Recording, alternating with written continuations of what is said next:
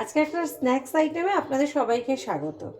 আমাদের বিকেল হলেই একটা চিন্তা হয়ে যায় যে কী স্ন্যাক্সে বানাবো, রোজই তো একই জিনিস, কত আর ভ্যারাইটি আনা যায়। এটা আমি একটা নিজস্ব আমার রেসিপি। সেটা হচ্ছে প্রথমে ময়দাটাকে মেখে নিয়েছি, একটু নুন, একটু চিনি আর সাদা তেলে ময়ান দিয়ে এটাকে মেখে নিয়েছি। এইবার একটা এরকম বড় ডো করে এই বেলান চাকিতে ভালো করে বেলে পাতলা করে বড় করে বেলে নিয়েছি। দেখুন ফ্রেন্ডস, এটা কিন্তু বড় করে পুরো বেলান চাকি জুড়ে বেলে নিয়েছি। এইবার এটার মধ্যে আমি একটু ধনেপাতা বাটা আর আমাদের এখন তো মটরশুঁটি পাওয়া যাচ্ছে বাজারে খুব, মটরশুঁটিটাকে পেস্ট করে একটুখানি নেড়ে নিয়েছিলাম। মানে যেটা আমরা পুর বানাই না কচুরির জন্যে, সেই রকম একটুখানি নুন অ্যাড করলাম। করে এবার এই পেস্টটাকে এটার মধ্যে সুন্দর করে মাখাবো। এই রুটির চাকাটার মধ্যে সুন্দর করে আমরা এইটাকে মাখাবো।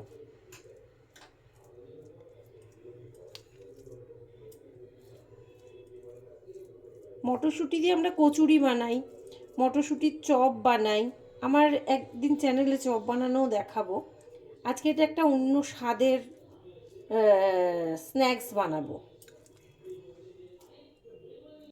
এটাকে আমি খুব ভালো করে মাখিয়ে নিয়েছি পুরো রুটিটার মধ্যে, বড় রুটিটার মধ্যে সুন্দর করে মাখিয়ে নিয়েছি। এবার আমি এটাকে রোল করব, গোটাতে থাকবো।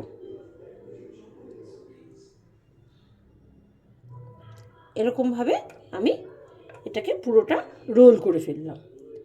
দেখুন একটা বড় সড়ো রোল হলো। এইবার আমি এটাকে টুকরো টুকরো করে কাটবো।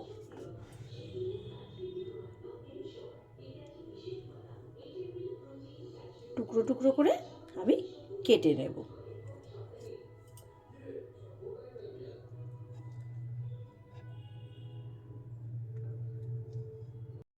কাটার পর এগুলো এরকম দেখতে হলো, একদম ফ্লাওয়ারের মতন।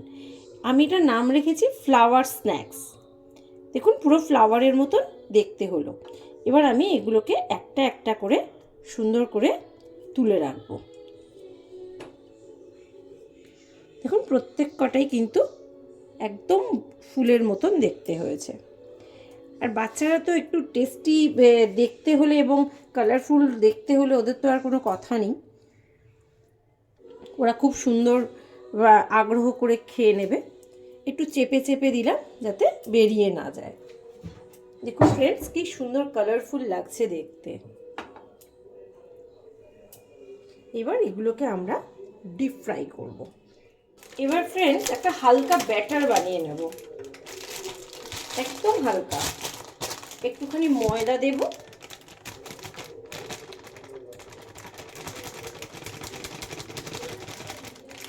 একটুখানি ময়দা, একটুখানি নুন,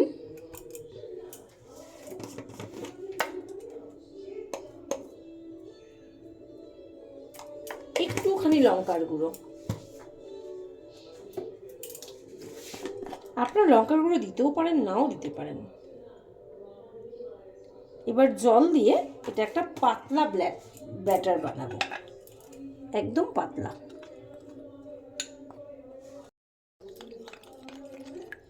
দেখুন ফ্রেন্ডস একদম পাতলা একটা ব্যাটার আমরা তৈরি করলাম, একদম স্মুথ এবং পাতলা।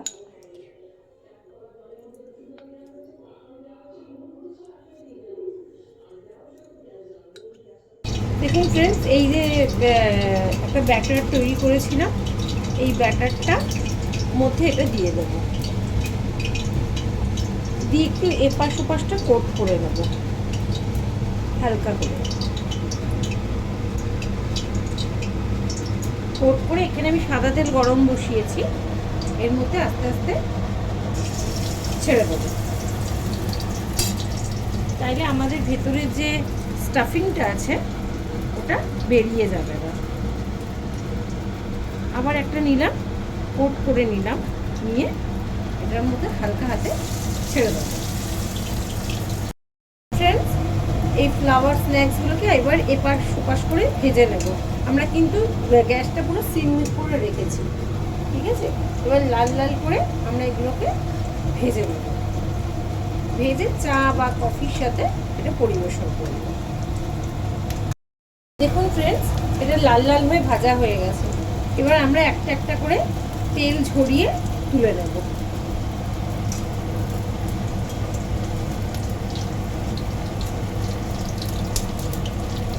তেলটা তো আমাদের শরীরের পক্ষে ভালো নয়, এই তেলটাকে ঝরিয়ে আমরা এটাকে তুলে নেবো।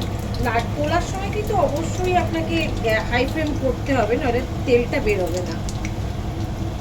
যারা নিরামিষ খান তারা কিন্তু এটা ট্রাই করতে পারেন। এতে কিন্তু পেঁয়াজ রসুন কিছুই পড়েনি, কারণ মটরশুঁটিটার মধ্যে কাঁচা লঙ্কা আদা আর একটু নুন চিনি দিয়ে পেস্ট করা ছিল, করে একটুখানি গরম তেলে ফ্রাই করে নিয়েছিলাম, যেভাবে পুর বানাই আমরা কচুরি সেরকমভাবে।